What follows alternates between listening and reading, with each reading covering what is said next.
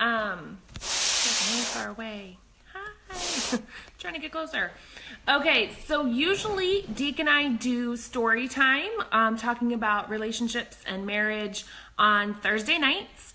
But I totally dropped the ball and forgot. So I wanted to go ahead and do it today. Hey, Renee. Hey, Mom.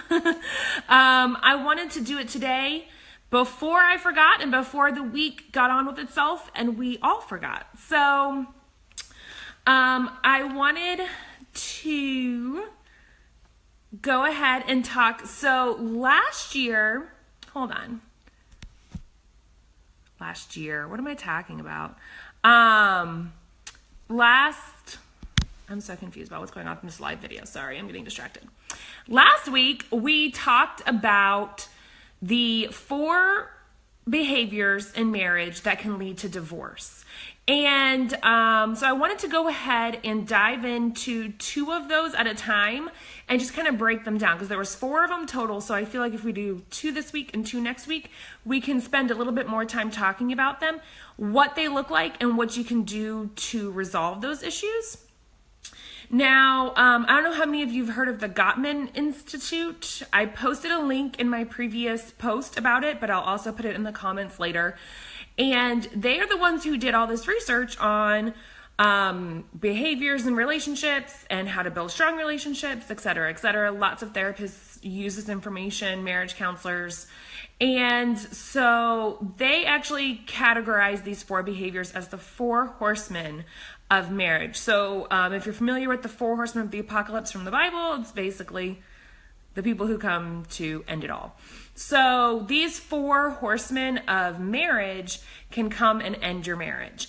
And so those were criticism, contempt, defensiveness, and stonewalling. And I know last week we kind of did like a brief overview of them. And you guys could probably see how those play a role in your relationship and which one you most identify with. Most people have one, especially that they turn to and can relate to.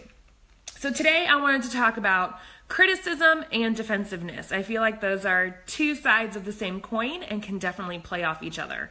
So I just wanted to make sure that we really break those down and you guys can look at them. And I don't want this to be a super long video.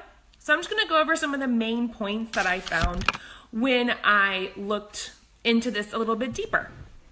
And again, the Gottman Institute is awesome for this, and they can, there's lots of articles on it and blogs and stuff that you can follow along with. So I took some notes because I'm a nerd. Criticism. So criticism as violence. So we don't think of criticism as a violent act, but it really is, because what it comes down to is when you are criticizing your spouse, or even someone else for that matter, whether it's your spouse or not, that is an attack on that person. That's an act of violence. And usually what this means is that you're attacking their character. You're not attacking a behavior. You're attacking who they are as a person. And this is why it can cut so deeply. So these are usually statements that start with "you always" or "you never." So like, "you never think about me and the kids when you blah, blah, blah, blah, blah." Or "you always do XYZ. And so one of the most basic, yes, Deke, I'm live right now. That's why it says live in the top. Deke couldn't be here, so he's like chiming in. And Deke, if you are able to, I can FaceTime you in. I have an iPad. Yeah, I'm on without Deke because he's not here right now, and I wanted to get this done. So, but maybe he'll FaceTime us, and we can get a little bit of Deke magic going on in here. I know you guys watch for him, let's be honest. Yes, he's working. Okay, so anyways, back to what I was talking about. So when you say things, "you always," "you never," that's attacking that person, attacking them as attacking them as a person. And so one of the oldest cliches in relationship and marriage counseling. Sorry. He FaceTimed me in the middle of me talking. So here he is, guys. Hey. Sorry, I'm away right now at the Boys State Weightlifting Championship. and delaying, so wasn't able to catch the live video. But evidently, we are covering some defensiveness. Yes. And I think we only have so much internet power, so our FaceTime's like, what are you trying to do, FaceTiming and doing Facebook Live? Right. No, it's... Well, I'll try and attend live. You just keep doing it, okay? Okay. Bye. Good luck. Thanks. Sorry, y'all. Oh, technology. Okay, so for the third time, let me try and get out what I was trying to say. So one of the oldest cliches in counseling is to take those criticisms and turn them into I statements. So instead of attacking your spouse with you always, you never, this is what I hate about you, you want to take them and turn them into I statements. Now, even better than that though, guys, a tip that I read about that I think it like blew my mind. I was like, oh my gosh, why did I never think to do this? Instead of even saying like, I feel disrespected when you do da da da da da da da, turning them into I wish statements. That like blew my mind, okay? So instead of saying, so let's say you get mad that your spouse goes out on the weekend with their friends and leaves you at home with the family, okay? So instead of saying, I hate how you always go out and party with your friends and I'm left home with the kids, da da da da da, okay? You can turn it around, and instead of criticizing and blaming them, you can say, I wish you would take time with your family on the weekends and show us the same time and respect that you give to your friends. Okay, so you see how you can just change that wording a little bit into those I wish statements, and that makes a huge world of difference. Okay, so criticism, it's not something that you can't ever criticize your spouse. And think of, instead of using the word criticism, think of the word like critique or evaluation, wanting them to grow. Okay, so there's ways that we can use criticism to help grow our relationship and our marriage and help our spouse. But you're not going to get that by blaming them for things or using those you always, you never statements.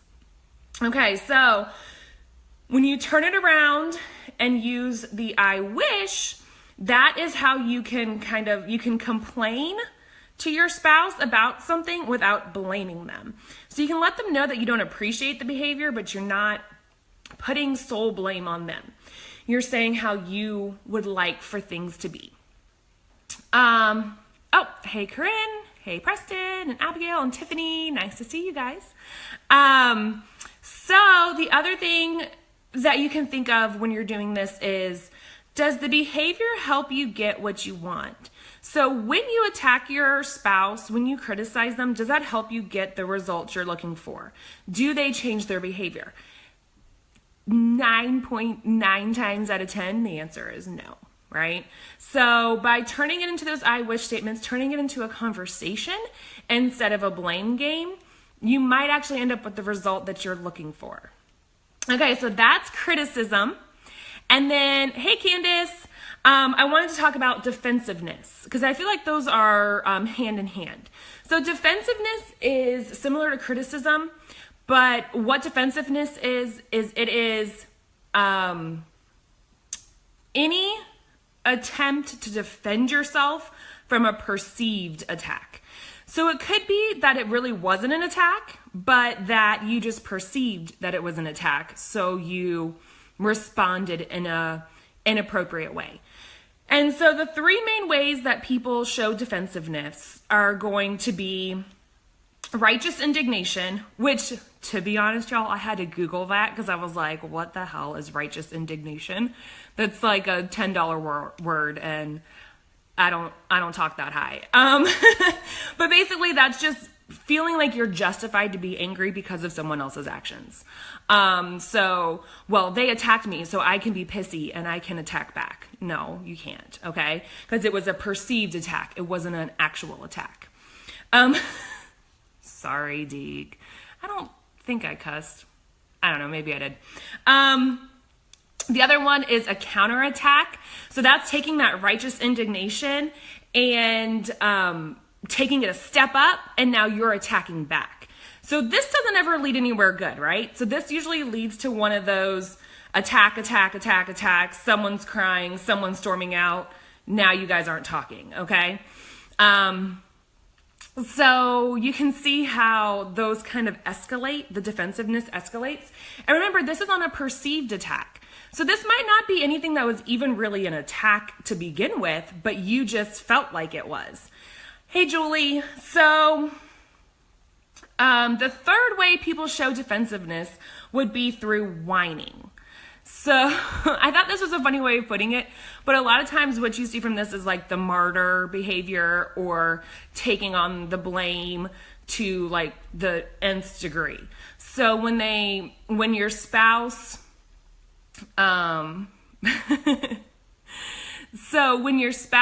says something and you want to act with defensiveness, instead of acting with like a rational degree of defensiveness, hey, Kirsten, you might go over and beyond and start going, you're right, it's all my fault. I always do this wrong. I'm just the most horrible wife on earth. I don't even know why you're still with me.